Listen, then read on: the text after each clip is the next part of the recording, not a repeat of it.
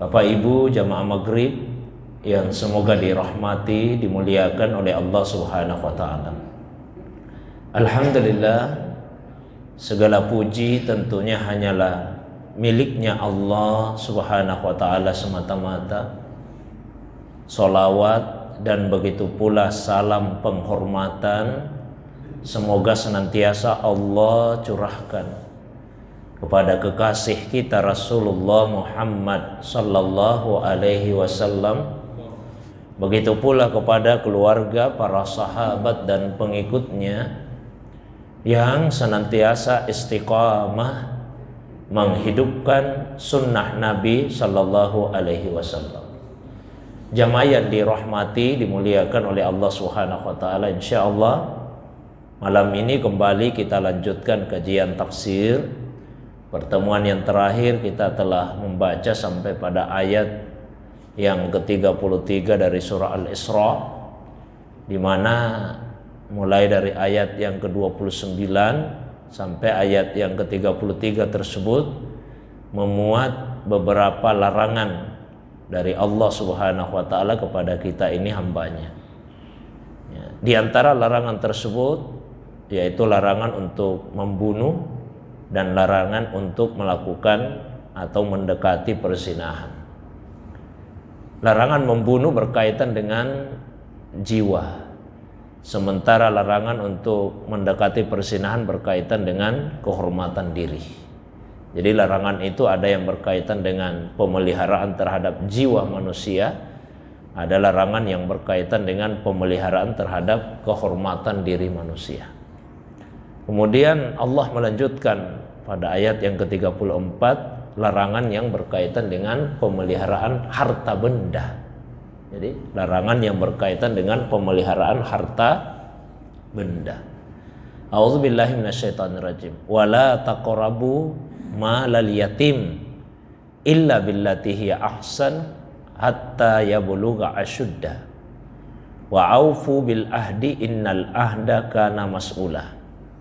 Dan janganlah kalian mendekati hartanya anak yatim kecuali dengan cara yang terbaik sampai mereka mencapai usia dewasa atau usia baliknya. Wa aufu bil ahdi, dan penuhilah timbangan itu, dan penuhilah al ahdi, penuhilah janjimu. Jadi penuhilah janjimu. Innal ahda kana mas'ulah, sesungguhnya janji itu pasti akan dimintai pertanggungjawaban. Jadi sudah sampaikan pertemuan yang terakhir bahwa apabila dorongan manusia untuk melakukan larangan itu tidak begitu besar, maka biasanya uslub atau pola yang digunakan di dalam Al-Quran, larangan itu langsung berkaitan dengan perbuatan. Misalnya jangan membunuh. Kita tidak pernah menjumpai di dalam Al-Quran ayat yang mengatakan jangan dekati pembunuhan. Ayatnya itu jangan membunuh. Karena sebetulnya secara naluri dorongan untuk melakukan pembunuhan itu tidak besar pada diri manusia. Biasanya seseorang itu membunuh karena kondisi terdesak. Ya, beda misalnya dengan yang berkaitan, mohon maaf, perzinahan, berkaitan dengan syahwat. Ini dorongannya besar. Karena dorongannya besar maka larangannya itu lebih tegas lagi, bukan hanya dilarang berzina tapi dilarang untuk mendekati perzinahan. Begitu juga dorongan manusia untuk memiliki harta, itu besar sekali dorongan untuk memiliki harta. Ya, memiliki harta orang lain, dorongannya besar. Karena dorongannya besar, apalagi jika yang memiliki harta itu dipandang lemah sehingga mudah dikuasai hartanya, maka bahasa Allah dalam Al-Quran, jangan dekati harta anak yatim. Tidak dikatakan jangan mengambil, tapi jangan mendekati. Jadi larangan untuk mendekati itu lebih besar, lebih tegas daripada larangan secara langsung untuk melakukan perbuatan itu. Karena anak-anak yatim itu kondisinya relatif lemah, sehingga hartanya mudah dikuasai oleh keluarganya, oleh walinya. Nah, dikatakanlah janganlah kalian mendekati harta anak yatim kecuali dengan cara yang terbaik sampai mereka mencapai usia dewasa. Ketika anak yatim itu belum mampu untuk mentasarrufkan, mengelola hartanya dengan baik, maka boleh walinya, keluarganya Ya, kemudian menjaga harta itu untuk kepentingan anak yatim tersebut sampai dia balik. Setelah balik barulah diserahkan harta itu kepadanya. Nah, kemudian yang berikutnya, penuhilah janji. Aufu itu artinya penuhi dalam arti sempurnakan janjimu. Innal ahda kana mas'ula. Janji itu akan dimintai pertanggungjawaban. Wa aufu al-kail, sempurnakan juga takaran. Idza kiltum, apabila kalian menakar. Wazinu bil qistasil mustaqim, dan timbanglah dengan timbangan yang adil. Ya, ini masih berkaitan dengan harta, ya, spesifiknya ya barang-barang yang dibutuhkan oleh manusia dalam kehidupan kesehariannya, dalam jual beli. Maka dikatakan kalau menakar, takar dengan sempurna, dan kalau menimbang, timbanglah dengan penuh keadilan. Zalika khair wa ahsanu ta'wila. Itu yang lebih baik, ya. Itu yang lebih utama dan lebih baik akibatnya. Wala taqfu ma laysa laka bihi ilmun. Dan janganlah kamu mengikuti sesuatu yang kamu tidak punya ilmu, tidak punya pengetahuan tentang hal itu. Innas sam'a wal basar wal fuada kullu ulaika kana anhu mas'ula. Sesungguhnya pendengaran, penglihatan, dan fuad, bagian tertentu dari hati, semua akan dimintai pertanggungjawaban. Ya, jadi setelah larangan yang berkaitan dengan jiwa, larangan yang berkaitan dengan kehormatan diri, kemudian larangan yang berkaitan dengan harta, nah berikutnya larangan yang berkaitan dengan pemeliharaan akal. Ya, ilmu itu kaitannya dengan akal. Jadi akal jangan disalahgunakan. Sehingga jangan mengikuti sesuatu kalau kita tidak punya ilmu tentang hal tersebut. Nah, itu bagian dari pemeliharaan akal manusia. Sesungguhnya pendengaran, penglihatan, dan hati dimintai pertanggungjawaban. Pada umumnya di dalam Al-Quran urutan-urutannya seperti itu pada umumnya. Dimulai dari pendengaran, kemudian penglihatan. Karena yang pertama berfungsi pada manusia itu adalah pendengarannya. Sebelum bayi itu melihat, dia sudah bisa mendengar terlebih dahulu. Meskipun dia belum mampu untuk melihat. Di pendengaran, penglihatan. Kemudian fuad. Fuad bagian dari isi hati. Karena tidak semua isi hati itu dimintai pertanggungjawaban. Yang dimintai pertanggungjawaban itulah yang dinamakan dengan fuad. Kalau yang tidak dimintai pertanggungjawaban tidak dinamakan dengan fuad. Jadi tidak semua isi hati itu akan dimintai pertanggungjawaban. Ada hal-hal yang di luar kendali manusia. Nah, yang seperti ini tidak akan dipertanggungjawabkan. Contoh ya, misalnya saya beberapa kali menyampaikan, misalnya rasa cinta kepada istri, kalau misalnya yang punya beberapa istri atau anak, atau katakanlah kepada murid, mungkin tidak sama, berbeda-beda. Ya, seperti ini tidak akan dimintai pertanggungjawaban, karena itu di luar kendali manusia.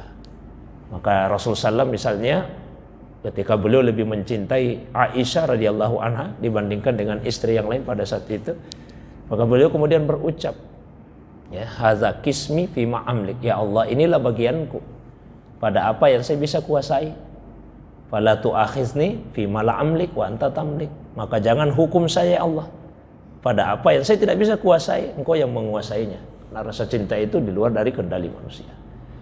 Terus yang diminta pertanggungjawaban apa? Ketika diwujudkan dalam bentuk perbuatan, ya, kecintaan boleh beda-beda, tapi ketika diwujudkan dalam bentuk perbuatan, misalnya pembagian nafkah, pembagian giliran malam, itu mesti adil. Nah, ini dimintai pertanggungjawaban. Ya. Wala tamshi fil ardi maraha. Kemudian larangan yang berikutnya, janganlah kalian berjalan di muka bumi dengan penuh kesombongan. Ya. Jangan berjalan di muka bumi dengan penuh kesombongan. Apa yang manusia mau sombongkan? Innaka lan takhrikal arda. Engkau tidak akan dapat menembus bumi. Tapi saya bisa menembus bumi dengan diri kita sendiri. Walan tablughal jibala tula, dan tidak akan mampu menjulang setinggi gunung. Ya. Tapi Allah memberikan anugerah kepada manusia berupa akal. Dengan akal itu manusia kemudian bisa menciptakan alat, yang dengan alat tersebut dia bisa untuk, ya, menembus bumi, dan bisa untuk lebih tinggi daripada gunung.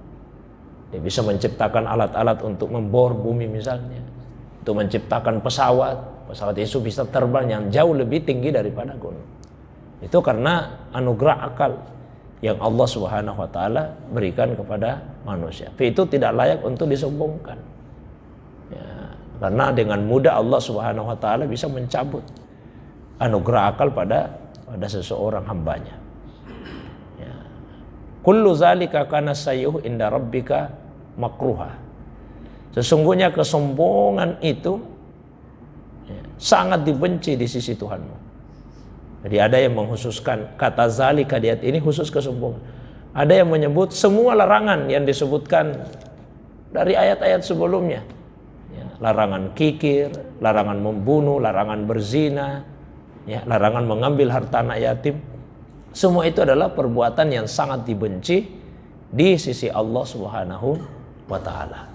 Ada yang menggunakan kaidah kalau disebut ya, misalnya isyarat, kata isyarat, maka yang ditunjuk itu yang paling dekat. Yang paling dekat tentu yang terakhir disebut. Yang terakhir disebut adalah kesombongan. Saya sampaikan inilah sifat manusia yang paling dibenci atau paling tidak disukai oleh Allah SWT. Sifat kesombongan. Di dalam hadis qudsi Allah menegaskan al-kibriya'u ridai wal azamatu izari. Ya, kebesaran itu selendangku, keagungan itu sarungku. Famay yunasi'uni wahidan minhuma, siapa yang mau menyaingi saya pada salah satu dari keduanya, qazzabtuhu finnar, saya akan mencampakkannya masuk ke dalam api neraka. Saya kira itu yang saya sampaikan pada malam ini. Seperti biasa kalau ada yang ingin ditambahkan, didiskusikan baik yang berkaitan dengan kandungan ayat atau masalah agama yang lain di luar dari apa yang saya sampaikan, saya persilakan pada jamaah sekalian.